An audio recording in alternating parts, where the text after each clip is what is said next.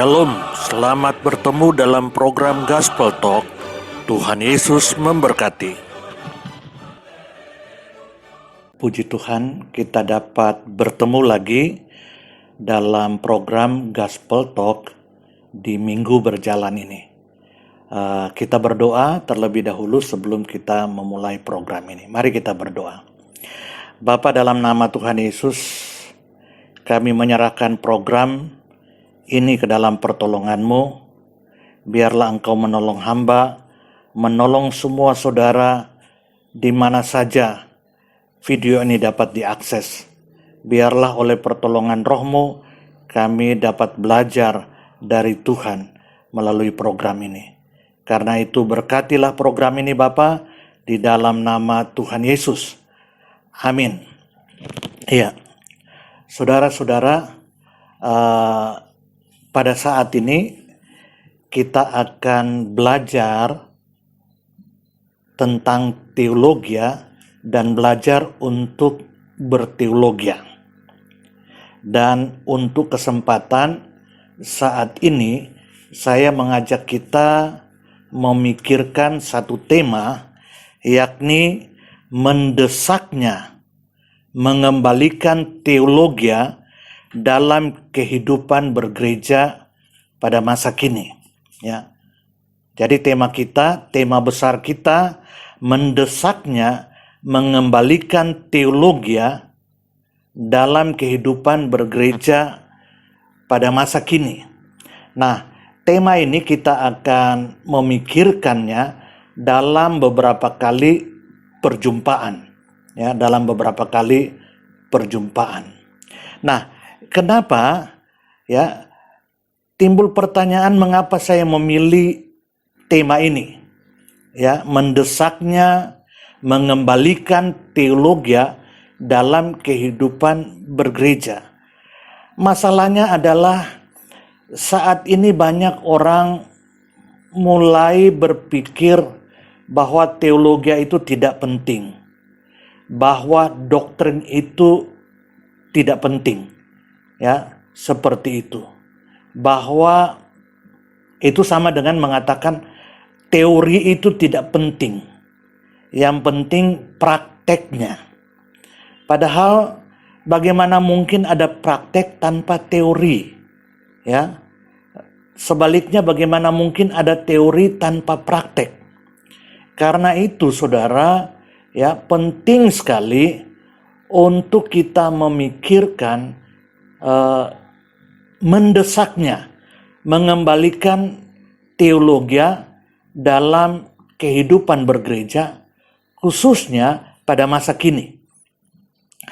Masa kini adalah masa di mana orang percaya, orang Kristen, gereja, ya, cenderung meninggalkan, cenderung memarginalkan, ya, cenderung meminggirkan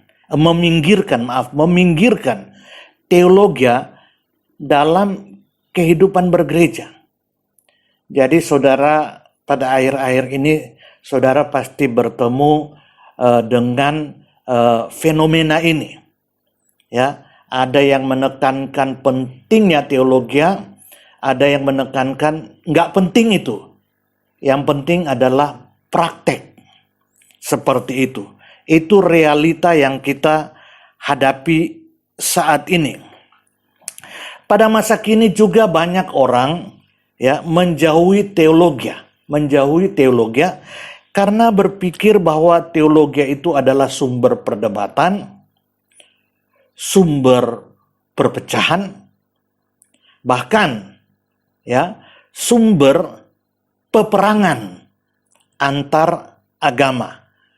Mengapa? Karena kita bertemu juga bahwa dalam sejarah ya masalah agama ini, masalah doktrin ini seringkali menimbulkan perpecahan, perdebatan, bahkan ya peperangan antar agama.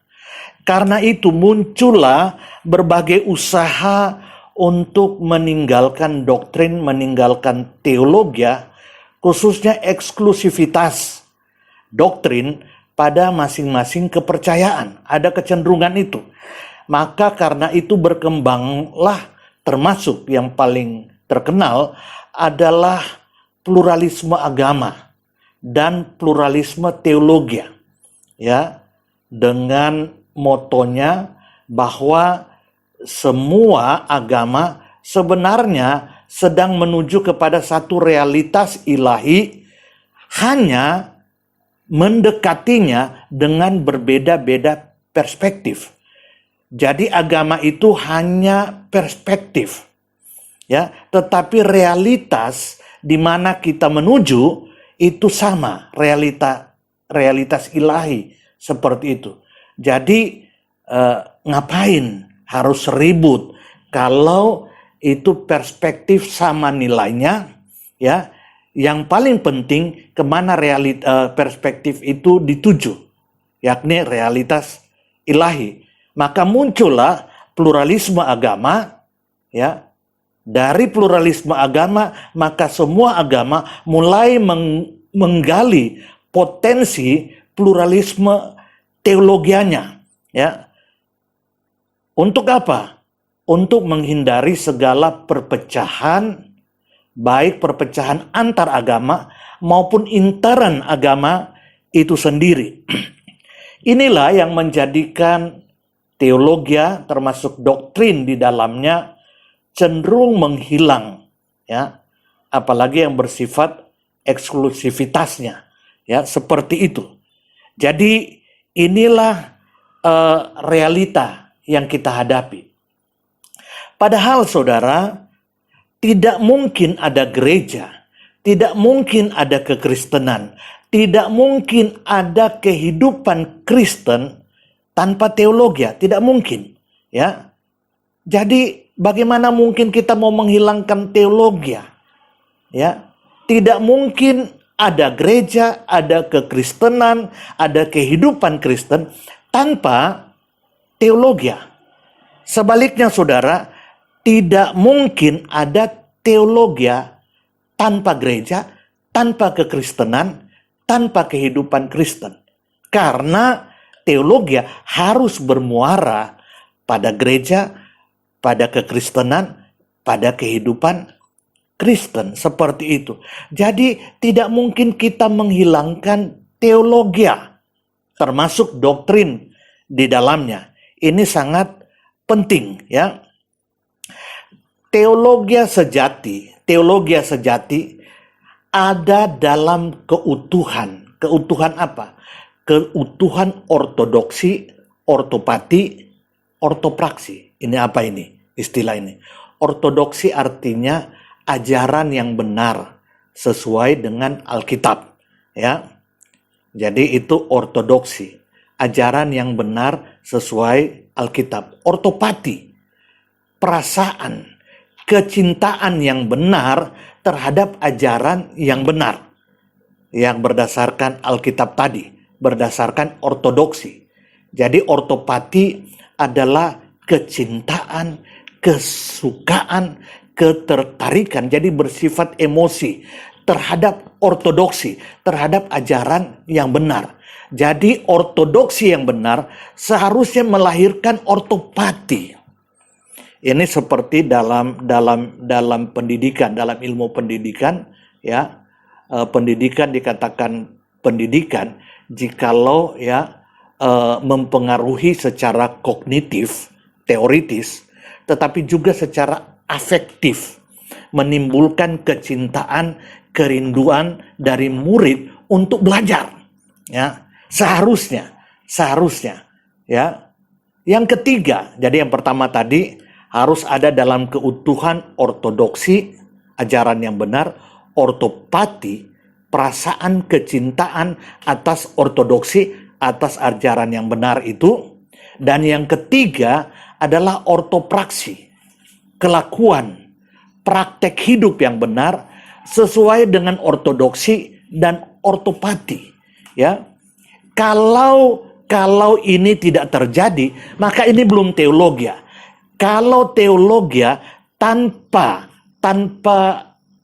ortodoksi, ajaran yang benar, tanpa ortopati, ya, maka tidak mungkin ada ortopraksi yang benar, saudara. Ya, jadi masalahnya banyak sekarang ini teologi yang tidak muncul dari dalam keutuhan ini, sehingga cenderung terjadi fragmentasi, polarisasi, pengkutupan. Ada yang menekankan ortodoksi, ya, ada yang menekankan ortopati, ya, ada yang menekankan ortopraksi, terpisah-pisah. Padahal ini harus utuh. Teologi yang sejati pasti melahirkan ajaran yang benar, perasaan yang benar sesuai ajaran yang benar itu. Yang ketiga, ortopraksi, ya, praktek hidup, kelakuan hidup yang benar sesuai dengan ortodoksi dan ortopati. Saudara, dengan teologi yang utuh seperti ini, seharusnya teologi itu indah. Seharusnya teologi itu dapat dinikmati. Seharusnya teologi itu melahirkan iman, melahirkan pengharapan, melahirkan kasih, melahirkan keutuhan, ya, secara ortodoksi, ortopati, dan ortopraksi. Jadi teologi yang benar dalam keutuhan ini sangatlah penting, saudara. Sangatlah penting. Mutlak diperlukan. Sekali lagi tadi saya katakan, tidak ada gereja, kekristenan, kehidupan Kristen tanpa teologi. Kalau tidak ada teologi, jangan katakan itu gereja, jangan katakan itu kekristenan, jangan katakan itu kehidupan Kristen. Ya, Pendeta Eka Dharma Putra mengatakan itu adalah hanya klub rohani, hanya klub sosial. Ya, itu bukan gereja, itu bukan kekristenan. Itu bukan kehidupan Kristen seperti itu. Jadi sangat penting sekali. Pendeta Eka Dharma Putra mengatakan itu seperti petani tanpa cangkul. Jadi hanya teoritis saja. Ya, seperti sebaliknya kalau petani, ya, punya cangkul tapi tidak mencangkul, ya itulah, ya, hanya pragmatisme tapi tidak bisa melakukan sesuatu yang besar di situ. Nah, tema mendesaknya untuk mengembalikan teologi dalam kehidupan bergereja pada masa kini, kita akan pikirkan dalam beberapa kali perjumpaan kita. Nah, pada perjumpaan ini, kita akan melihat tentang pengertian istilah teologi. Ya, jadi yang pertama ini, kita akan belajar tentang pengertian istilah teologi. Istilah teologi itu berasal dari dua kata dalam bahasa Yunani, yakni theos, itulah Allah, theos, God, ya. Elohim, itulah Allah, ya. Ini bahasa Yunani, theos, dan logos, firman, ajaran, pengetahuan, ya. Itu juga dari bahasa Yunani. Kita tahu bersama Yohanes 1 ayat 1 berkata, pada mulanya adalah firman, firman itu bersama-sama dengan Allah, firman itu adalah Allah. Jadi logos itu berbicara tentang, dan dipakai dalam Yohanes 1 ayat 1 itu sampai 3 itu adalah logos. Ya, firman itu dipakai dengan kata logos. Jadi teologi terdiri dari dua kata, theos dan logos, Allah dan firman atau perkataan atau pengetahuan atau pengajaran atau ajaran. Sehingga teologi berarti pemikiran, pemahaman tentang Allah dan kehendaknya berdasarkan, ya, keutuhan kebenaran Alkitab. Jadi itu teologi, ya. pemikiran, pemahaman tentang Allah, tentang kehendak Allah, tidak secara spekulatif dari mana saja, ya, seperti itu, bukan berdasarkan hasil pemikiran manusia, tetapi berdasarkan penyataan tertulis Allah yang dalam perspektif Kristen itu di dalam Alkitab, ya. Jadi itulah teologi, ya, theos dan logos, seperti itu. Jadi pemikiran, pemahaman, ya, tentang Allah dan kehendaknya berdasarkan Alkitab yang adalah penyataan tertulis Allah yang harus menjadi tolok ukur kehidupan Kristen. Saudara bisa mengadopsi semua ilmu apa saja, ya, tetapi sebagai orang percaya itu harus diintegrasikan, harus menjadi satu keutuhan dengan teologi, yakni berdasarkan pemikiran, pemahaman tentang Allah dan kehendaknya yang dirumuskan dari Alkitab. Itulah teologi. Pemikiran atau pemahaman mengenai Allah dan kehendaknya, perhatikan, pemikiran atau pemahaman tentang Allah dan kehendaknya menjadi benar jika dirumuskan berdasarkan keutuhan kebenaran Alkitab. Keutuhan kebenaran Alkitab melalui pertolongan dan iluminasi, pencerahan Roh Kudus dan prinsip penafsiran Alkitab yang benar. Ya, itulah teologi yang sejati.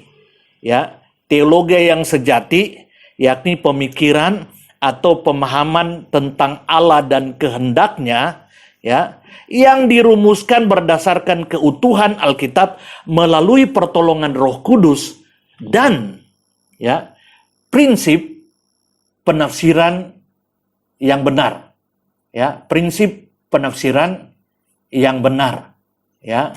Jadi tidak bisa sesuka hati, harus berdasarkan pertolongan Roh Kudus, bukan kemampuan kita, kepintaran kita, kecerdasan kita, tapi berdasarkan pertolongan Roh Kudus dan prinsip penafsiran Alkitab yang benar. Nanti kita akan lihat lebih jauh tentang hal ini. Saya harus tegaskan, ya, bahwa teologi bukanlah Alkitab. Ingat itu, teologi sangat penting, tetapi teologi bukanlah Alkitab, ya, sehingga teologi memang tidak mutlak. Yang mutlak adalah Alkitab, yang adalah firman Allah tertulis itu. Ya, jadi teologi itu hasil, ya, rumusan, pemikiran, pemahaman, ya, yang dilahirkan oleh manusia yang berteologi, ya, sehingga teologi itu bukanlah Alkitab. Tidak mutlak. Tidak mutlak. Yang mutlak adalah Alkitab. Tetapi, ya, teologi mendekati kebenaran Alkitab jika dirumuskan secara benar oleh pertolongan Allah Roh Kudus melalui prinsip penafsiran yang benar. Kalau itu terjadi, maka teologi itu mendekati kebenaran, sehingga karena mendekati kebenaran Alkitab, sehingga punya kuasa memerdekakan dari dosa, dari hukum dosa, dan hukuman dosa. Memerdekakan dari dosa, dari hukum dosa, dan hukuman dosa. Jadi saudara, kita ini, Alkitab berkata, kita ini berdosa. Ya, akibat berdosa, kita terpisah dari Allah, maka kita mati rohani. Upah dosa adalah maut. Kalau kamu makan buah itu, kamu mati. Mati, dimensi pertama dari mati, mati rohani. Sehingga kita ini, ya, berstatus dosa. Tapi pada waktu teologia itu dirumuskan, diberitakan, ya, melalui pertolongan Roh Kudus dan prinsip penafsiran yang benar, maka punya kuasa memerdekakan dari dosa, hukum dosa. Jadi kita menjadi, ya, karena kita berdosa, maka kita berada dikuasai oleh hukum dosa, sehingga mau tidak mau kita berdosa. Ya, menjadi dosa dan dosa-dosa, ya. Jadi kita menjadi berdosa dan dikuasai oleh hukum dosa, dan yang ketiga dikuasai oleh hukuman dosa. Maut itu yang berpuncak sampai ke dalam neraka. Roma 6 ayat 23 menegaskan sebab upah dosa adalah maut. Kalau kita melihat dari keseluruhan Alkitab, ya, dimensi dari maut, mati rohani, mati tubuh, mati kekal. Teologi yang benar yang muncul dari pertolongan Roh Kudus melalui penafsiran Alkitab yang benar, ya, sehingga mendekati kebenaran, itu punya kuasa memerdekakan dari dosa, dari hukum dosa dan hukuman dosa melalui penginjilan dan pengajaran Alkitab, ya, seperti itu, saudara. Jadi dia punya kuasa memerdekakan dari dosa, hukum dosa dan hukuman dosa, sehingga kita terlepas. Jangankan saudara kebenaran teologis berdasarkan Alkitab yang disertai oleh Roh Kudus, kebenaran matematis saja. Dulu kita bodoh secara matematis. Tapi pada waktu kebenaran matematis diberitakan, ya, secara benar, ya, tidak bohong-bohongan, maka kebenaran matematis ini memerdekakan kita dari kebodohan matematika. Dulu kita bodoh, tidak tahu 100 kali 100 berapa, sehingga kita bisa ditipu, ya, 100.000, kita kasih uang, dikatakan ini harganya 50.000, tidak dikembalikan, kita tenang-tenang saja karena kita bodoh secara matematis. Tetapi pada waktu kita mulai sekolah, belajar kebenaran matematika, kebenaran itu ansih di dalam dirinya itu sendiri punya kuasa memerdekakan kita dari kebodohan matematis. Matematika saja punya kuasa memerdekakan. Apalagi kebenaran yang dirumuskan dari Alkitab pasti punya kuasa memerdekakan. Perhatikan, segala pemikiran atau pemahaman tentang Allah dan kehendaknya yang dirumuskan dari keutuhan Alkitab berdasarkan pertolongan Roh Kudus melalui prinsip penafsiran yang benar. Saya percaya kalau Roh Kudus menolong kita, pasti muaranya kita punya, ya, prinsip penafsiran yang benar, ya. Kalau itu terjadi, ya, baik itu dirumuskan dalam bentuk tulisan pemikiran itu, dalam bentuk khotbah, dalam bentuk PA, dalam bentuk renungan. Jadi kalau saudara renungan pagi, ya, saudara merumuskan berkat dari renungan itu, atau mungkin saudara tuangkan dalam bentuk syair, maka tanpa sadar itu semua adalah teologia, dan saudara sedang berteologia, sehingga tidak mungkin saudara bebas dari teologia. Ya, tanpa sadar saudara sudah menjadi seorang teolog dan sedang berteologia walaupun dalam taraf yang berbeda-beda. Jadi saudara, tidak mungkin kita terlepas dari teologia. Teologia ini, saudara, penggunaan istilah teologia itu sudah muncul sebelum perjanjian baru, saudara. Itu sudah muncul sejak 380, tahun 380 sebelum Masehi sudah digunakan oleh Plato dan Aristoteles, saudara. Dan itu yang akhirnya diadopsi oleh kekristenan. Kita tahu bersama bahwa Alkitab Perjanjian Baru kita ditulis dalam bahasa Yunani, walaupun ada sedikit dalam bahasa Aram, ya, sehingga tidak terlepas dari pemikiran di belakang bahasa Yunani itu sendiri yang diadopsi, tetapi kita percaya oleh pertolongan Roh Kudus itu diseleksi sedemikian rupa. Itulah teologia, ya. Ya. Saat ini masalahnya, saat ini banyak yang menyebut diri sebagai teolog dan berteologia, tapi tidak berdasarkan keutuhan. Saudara perhatikan, saya berkali-kali menggunakan istilah keutuhan. Ya, jadi tidak sepotong-sepotong dari Alkitab, tetapi dari sepotong, tapi tidak terlepas dari keutuhan. Bisa jadi dari sepotong, kalau saudara renungan, berkhotbah, tapi tidak terlepas dari keutuhan. Ya, jadi ya banyak yang menyebut diri teolog dan berteologi, tapi tidak muncul, tidak konsisten berdasarkan Alkitab. Seandainya kalau berdasarkan Alkitab, juga dari keutuhan Alkitab, ya, keutuhan Alkitab. Sehingga akibatnya itu bukan teologi, itu subjektivisme, ya, pandangan. Saudara ingat, hati-hati saya harus berkata, iblis, saudara, iblis menggoda Adam dan Hawa menggunakan Alkitab, tapi Alkitab yang sepotong-sepotong. Ya, tidak utuh, tidak dalam keutuhan. Iblis menggoda Tuhan Yesus pakai firman, pakai Alkitab, pakai ayat-ayat Alkitab, tapi tidak utuh, tapi dilawan oleh Tuhan Yesus dari keutuhan Alkitab seperti itu.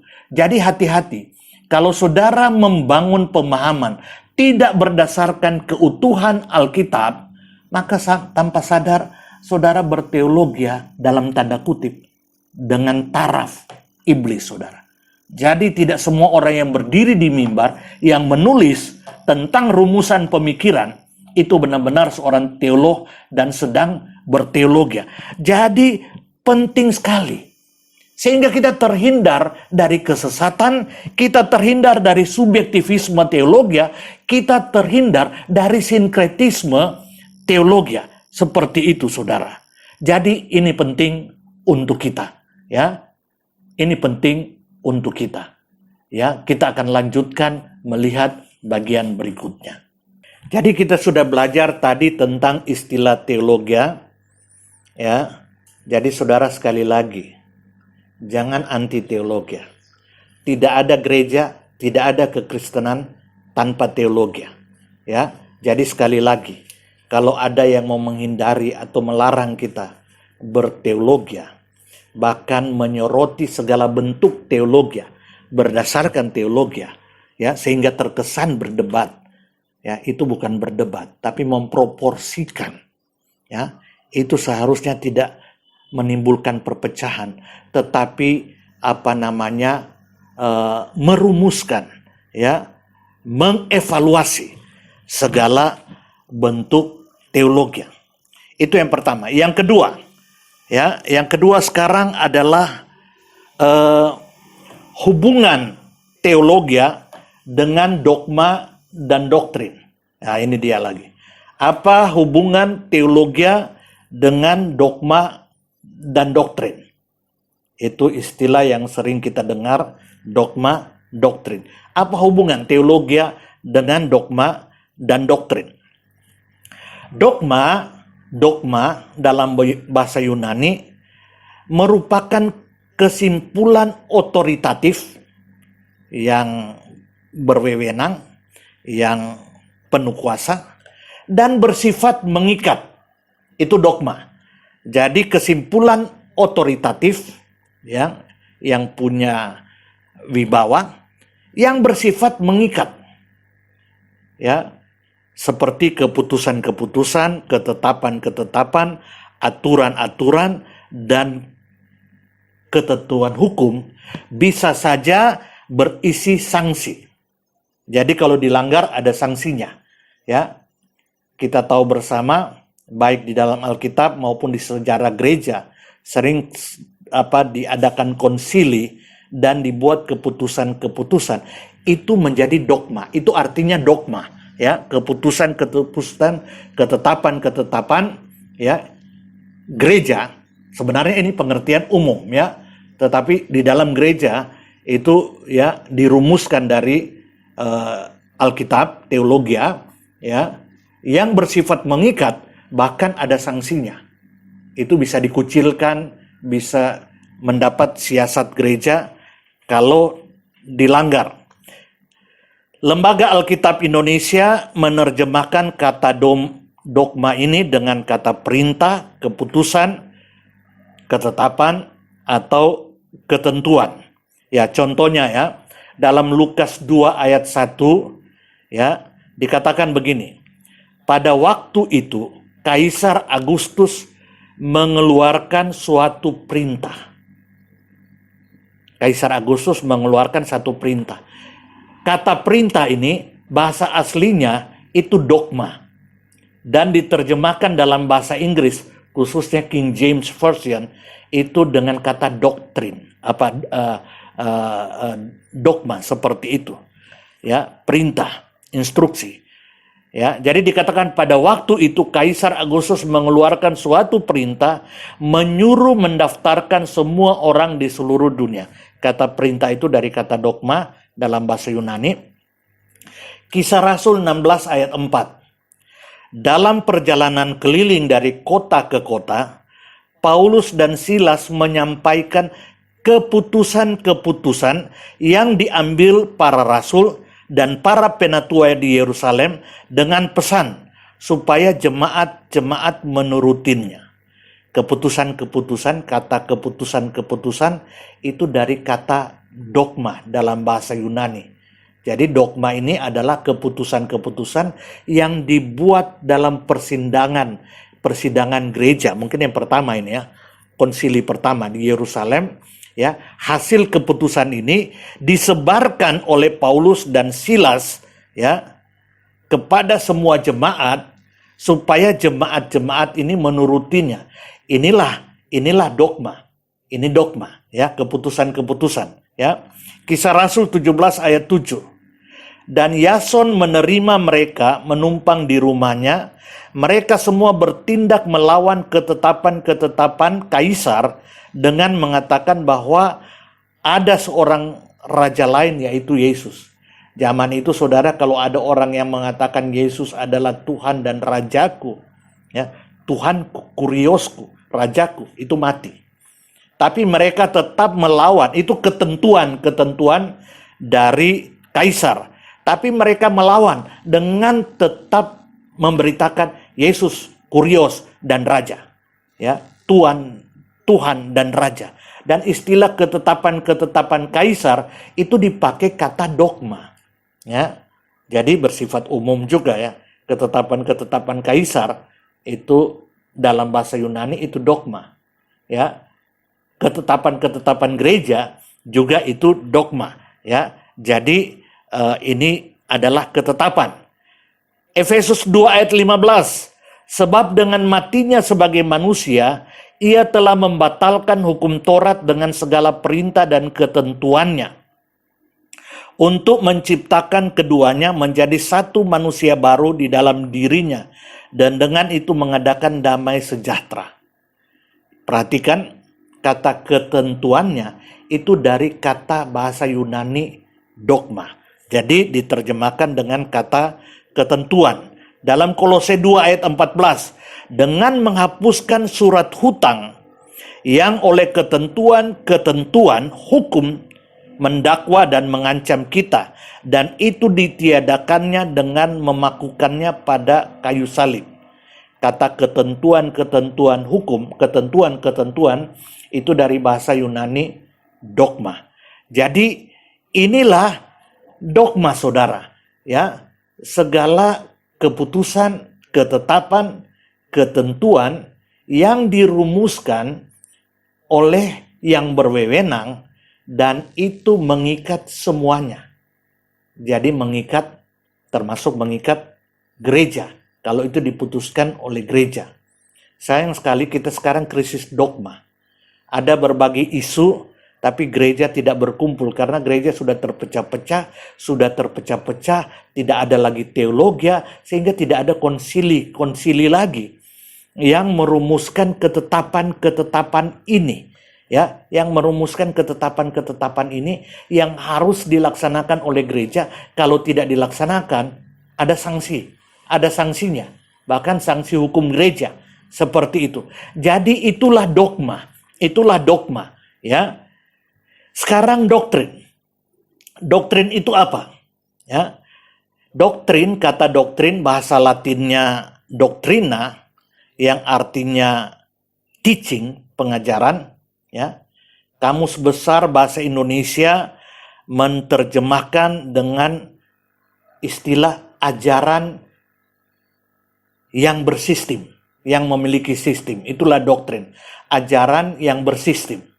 Apakah ajaran itu, apakah doktrin politik, ajaran yang bersistem dalam hal politik, dalam keagamaan, ada doktrin militer, ada doktrin ideologi, dan lain-lain. Itu Kamus Besar Bahasa Indonesia. Dalam Perjanjian Lama, luar biasa, kumpulan gagasan mengenai ajaran yang disebut sebagai Taurat. Jadi Taurat itu bukan hanya 10 hukum, ya, tetapi kumpulan dari berbagai ajaran, ya, dalam kitab Pentateuk, ya, itu dinamakan Taurat, ya, pengajaran, ya, seperti itu. Jadi itu dinamakan doktrin atau pengajaran, ya, atau pengajaran. Istilah Taurat juga bisa diterjemahkan pengajaran, seperti itu. Nah, dalam Perjanjian Baru digunakan kata didaskalia, ya, yang menerjemahkan dengan mengajar, ya, aktivitas mengajar itu didaskalia, bahasa Yunani. Ada juga didake, ya, itu yang secara khusus diterjemahkan dengan ajaran, ya, didake, ya, khususnya ajaran Yesus diterjemahkan dengan itu. Jadi aktivitas mengajar itu didaskalia, didake itu ajaran, khususnya ajaran Yesus, dan ini diterjemahkan dalam bahasa Inggris, khususnya King James Version, dengan kata doktrin. Jadi aktivitas mengajar dan ajaran, ya, termasuk ajaran Tuhan Yesus, itu dinamakan doktrin, saudara. Jadi saudara, kalau tidak ada doktrin, tidak ada ajaran, termasuk ajaran Yesus, ajaran para rasul, mau kemana gereja pada masa kini? Kalau gereja anti doktrin, anti ajaran, ya, anti didahe, anti didaskalia, ya, aktivitas mengajar, mau kemana gereja? Jangan anti, tidak mungkin ada gereja tanpa ajaran, apalagi ajaran Yesus, ya. Nah, Lembaga Alkitab Indonesia menerjemahkan istilah didaskalia, ya, termasuk didake ini dengan kata ajaran, pelajaran, pengajaran, atau instruksi. Dan dalam bahasa Inggris diterjemahkan dengan kata doktrin. Dari kata dasar, ya, didasko, yang berarti mengajar dengan memberi perintah, bertindak sebagai guru terhadap murid, dan menjelaskan sesuatu. Jadi aktivitas mengajar sekaligus ajaran. Saudara, jangan bergabung dengan gereja yang anti doktrin, anti ajaran. Bagaimana saudara bisa memiliki kehidupan Kristen tapi tidak punya ajaran Kristen? Itulah doktrin. Jangan anti doktrin. Jangan. Saudara jangan masukkan sekolah anak saudara di sekolah yang tidak punya pengajaran dan ajaran. Bagaimana mungkin, saudara? Sama dengan orang yang anti doktrin dalam gereja. Mau dibawa kemana, saudara? Gereja, saudara. Ya, seperti itu. Ya. Nah, di dalam Perjanjian Baru, doktrin, pengajaran, didahe, didaskalia, itu digunakan paling kurang 51 kali. Di antaranya, saudara, Yohanes 7 ayat 16-17. Yohanes 7 ayat 16-17, Tuhan Yesus berkata begini. Jawab Yesus kepada mereka, ajaranku. Saudara perhatikan, kata ajaranku itu diterjemahkan dari kata didahe, didaskalia, itu diterjemahkan oleh King James, my doctrine. Ya, Tuhan Yesus berkata, my doctrine, ajaranku, tidak berasal dari diriku sendiri, tetapi dari Dia yang telah mengutus aku. Barang siapa mau melakukan kehendaknya, ia akan tahu entah ajaranku ini berasal dari Allah, entah aku berkata-kata dari diriku sendiri. Ia akan tahu entah ajaranku ini, my doctrine ini, berasal dari Allah, entah aku berkata-kata dari diriku sendiri. Jadi Tuhan Yesus menggunakan istilah ini, ajaran, doktrin, my doctrine, ajaranku. Saudara, anti doktrin, anti Tuhan Yesus. Karena Tuhan Yesus punya doktrin dan mengajarkan doktrin itu. Matius 7 ayat 28. Dan setelah Yesus mengakhiri perkataan itu, takjublah orang banyak itu mendengar pengajarannya. Setelah Tuhan Yesus mengajar dalam bait Allah, maka takjublah orang banyak itu mendengar pengajarannya. Diterjemahkan dalam King James, mendengar his doctrine. Doktrinnya. Jadi Yesus punya pengajaran dan orang-orang yang mendengar itu kagum dengan his doctrine. Ya, dengan doktrinnya. Ya. Dia mengajar, ya. Dia memberikan ajaran doktrin. Dia memberikan didaskalia, pengajaran. Dia memberikan ajaran, ya, didahe, doktrin seperti itu.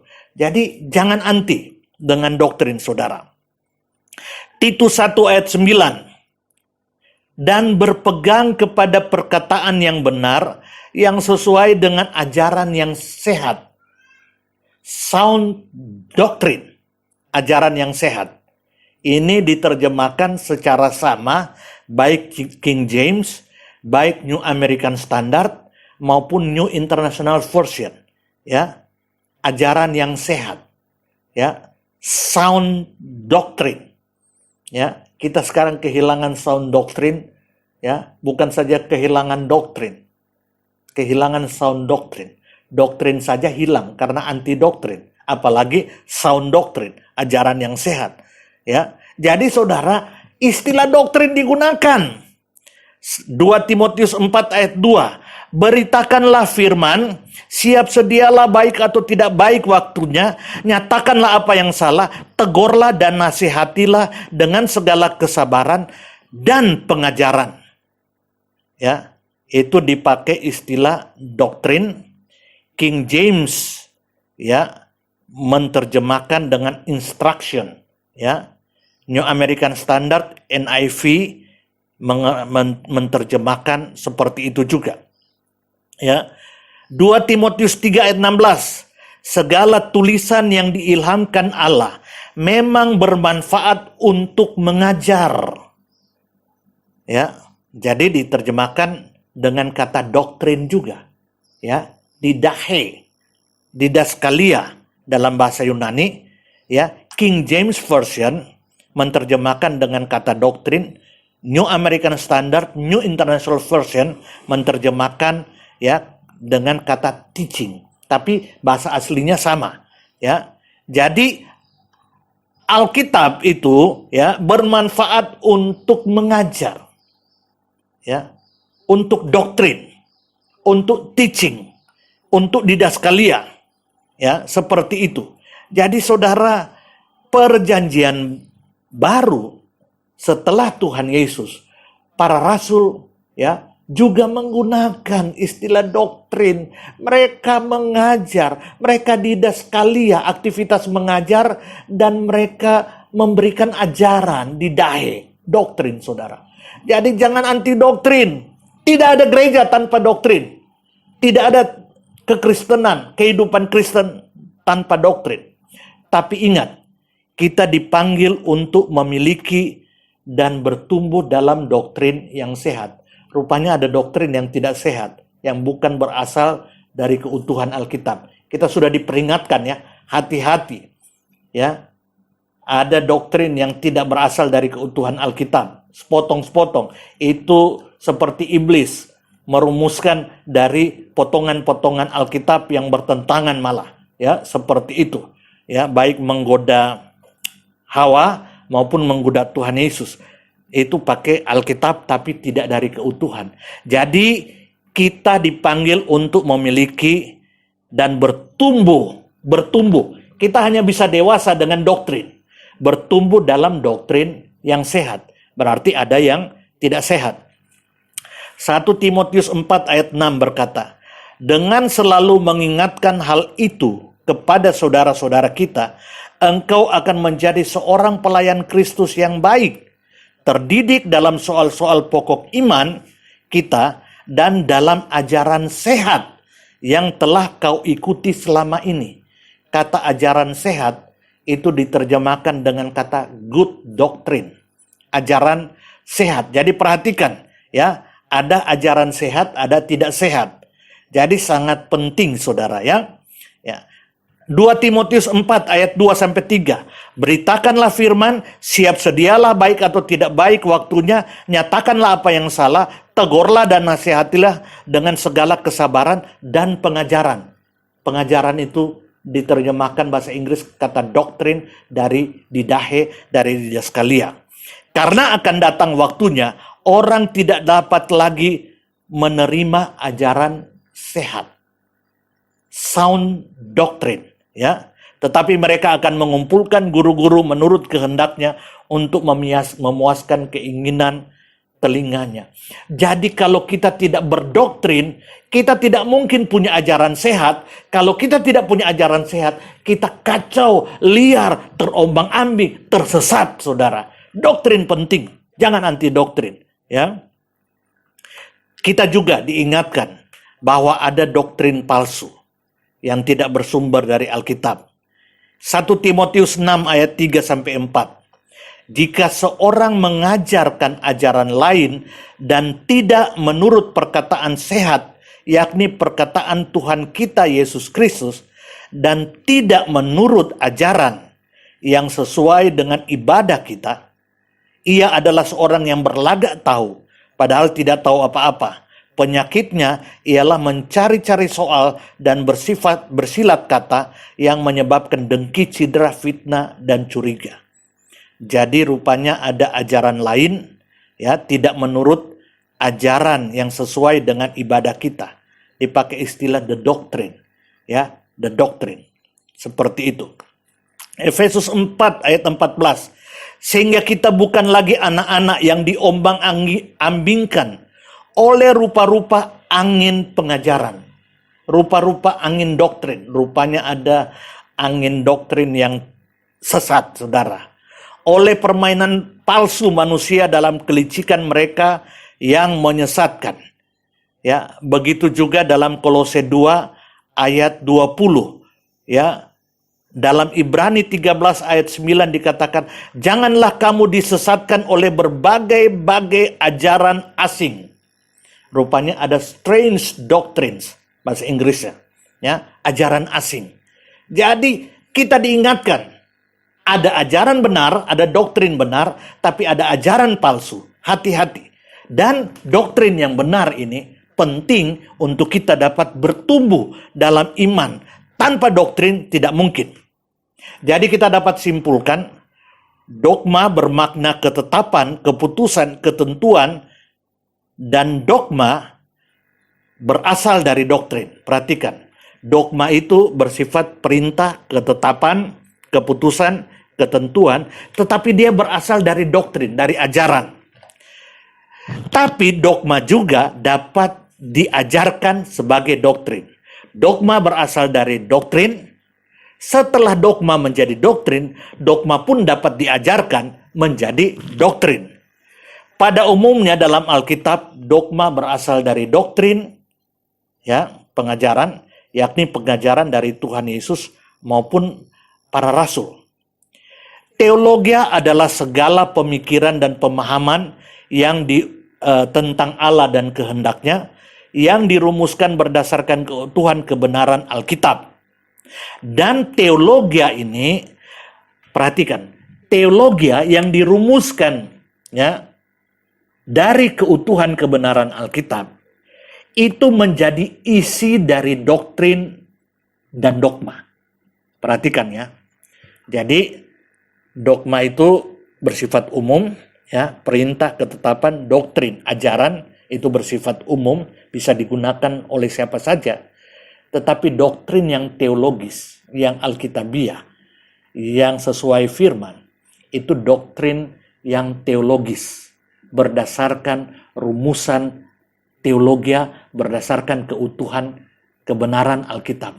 Jadi, jelas sekali hubungan antara teologia dengan dogma dan doktrin. Dogma dan doktrin ya, itu isinya adalah teologia. Jadi tidak bisa terpisahkan teologia, dogma, dan doktrin itu ada dalam satu kesatuan. Teologia harus bermuara pada dogma dan doktrin. Sebaliknya, dogma dan doktrin harus berhulukan teologia yang benar.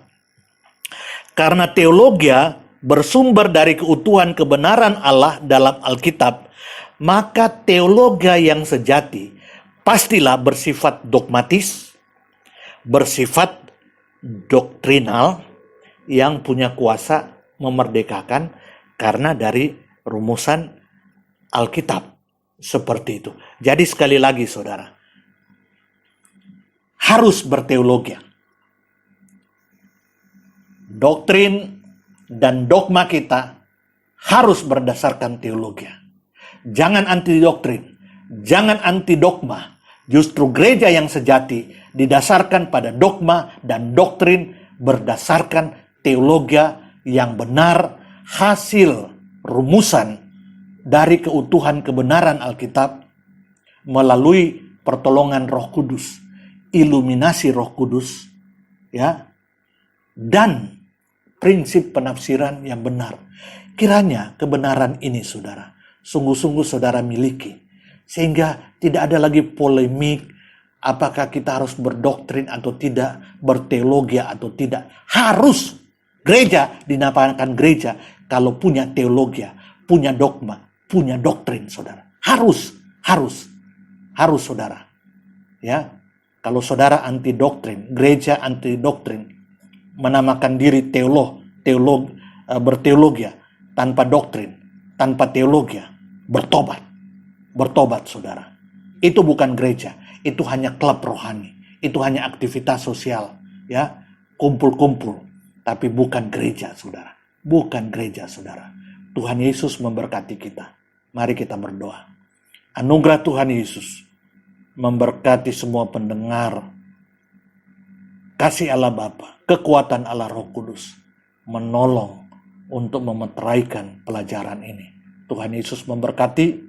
Amin. Shalom.